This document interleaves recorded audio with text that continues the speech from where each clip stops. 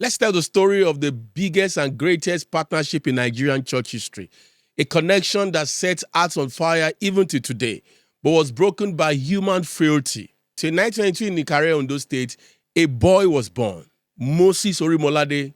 He didn't cry at birth, and for many years he could not walk. So one day his mother received an heavenly vision that this child was chosen.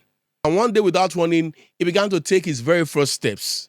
And this is not ordinary, it was supernatural.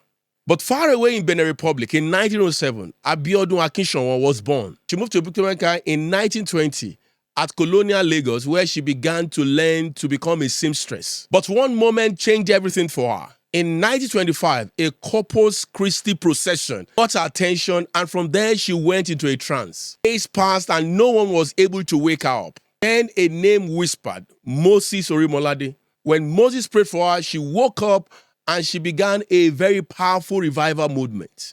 She claimed the angels carried her to heaven. Those words were the words that ignited that movement I told you about. Two people, two callings, but one powerful movement. So in 1927, Abiodun led a powerful revival, denouncing idol worship and calling people to the power of God through prayer. In 1928, their movement became a church, the Cherubim and Seraphim.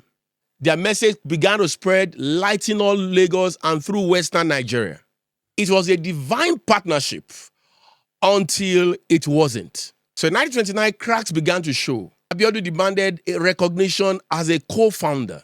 Moses refuted that, claiming God called him to lead the church alone. So, and that disagreement will go ahead to tear the movement apart. Abiodun started the Cherubim and Seraphim Society. Moses led the eternal sacred order of the Cherubim and Seraphim. Today, there are many branches of the Cherubim and Seraphim with different heads all over the world.